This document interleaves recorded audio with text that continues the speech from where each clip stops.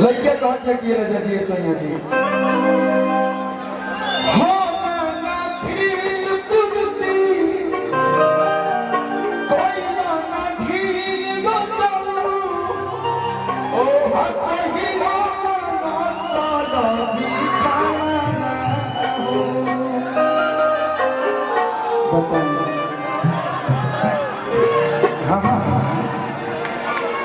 हमारा कौशल बनता है अरे आप कॉमेडी करते हैं हंसत जरूर देख तो होने बस मैं कॉमेडी तार निकल गया कि हो ना फील कुदती कोई ना ढील न चलू हट ही ना साला बिछाना कि काहे खाती ये राजा गाना करोला रुबा हे जब बैठे कि काहे खाती ये राजा गाना करोला तो कोई ना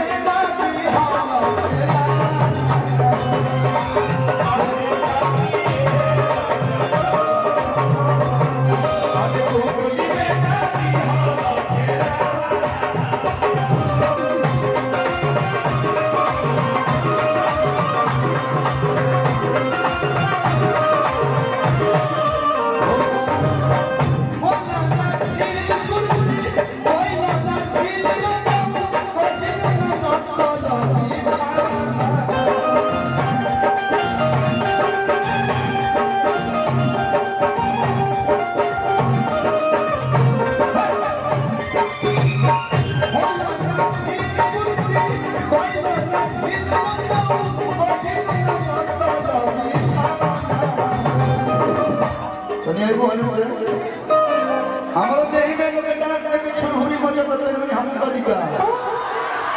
हां करी हमें सही बोलो अगर अच्छा लगे तो हल्का फुल्का ताली बजा कि का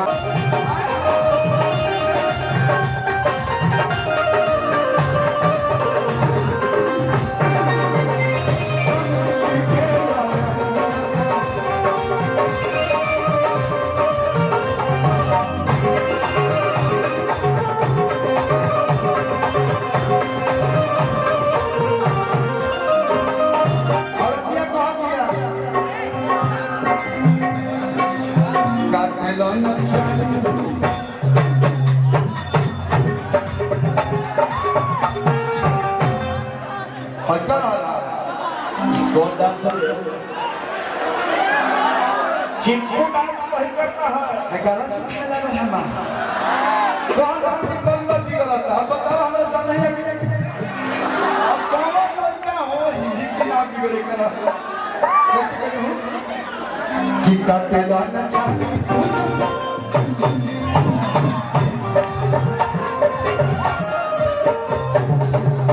चलो तारे के शेर साथ में चलो भैया तो भैया कि काटे लाना चाहिए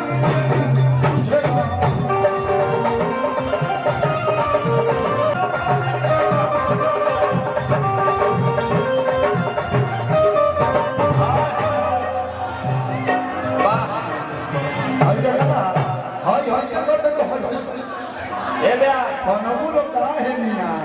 कौन कि कबे लगा चांद हाथ नहीं क्या हमारा रोगों के ना बुझा तो बुझाता है ना सेंटर में आई वो केने बोले है ना बोले आओ हाई तार समझ लो कि इंडियन आइडल के मंच है सुपर डांसर के मंच है तनी एकलौता एक एक कॉल के डांस करो तनी हमरो बुझाइए रोगों को बुझाइए वीडियो चालू कर लो कल जाके रात में काम आएगा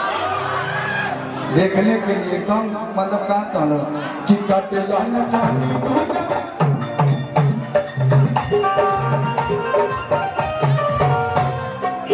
तू होने कौन तार बॉयफ्रेंड बना क्यों नहीं तू देखते हो है ने देखा है कहला क्यों नहीं देखा है कहला हाय लड़का मैं मोबाइल चालू कर कैसा आओ जाके थोड़े ना हमने कहा वो दिन से करने की हाय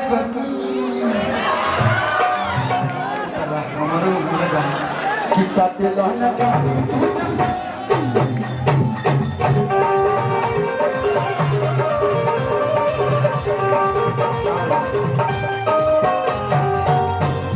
सपना रिहर्सल खाली हमारे साथ बढ़िया करती है, अकेले ठीक नहीं करत। अब हम देखे खातिर नहीं है, फिर ना देख पाएंगे। अब कि काटे लहना चाहे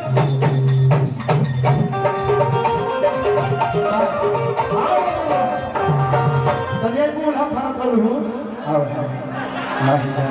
ना तो कैसा लफा भाई ना खाना लेते हैं कि हम पलट के होनिया फेंक दे हम फल लगा और जब तक मुंह ना छोड़ दे क्यों का तो कैसे कैसे कर ले। अब कि काटे लहना चाहे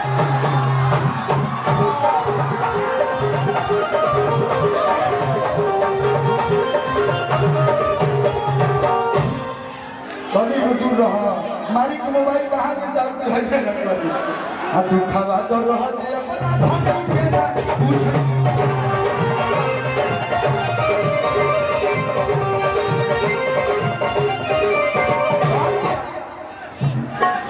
जाना मेरा तो हम जैसे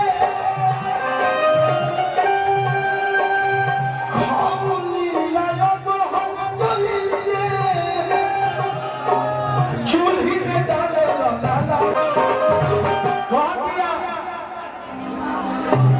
बताए हो कि पुलियो डराम हम हमरा बुझाते नहीं थे। बड़ा नाम सुनल रही कि आराम से सत्संग के लोग करेला, लेकिन ये दोनों आराम से करवा हमारे ना बुझाते रहे। ज्यादा ठंडा भैया भावा कि हम ना जानते कि दोनों आराम से सत्संग के लोग करेले का क्या हम दोनों बात गलत ना बोलना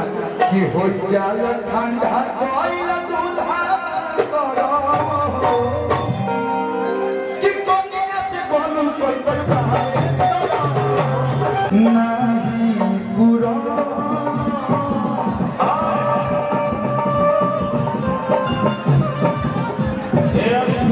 पूरा राजा गमना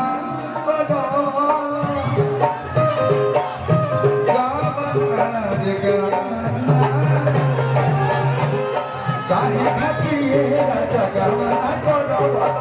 काहे खातिर राजा गमना करो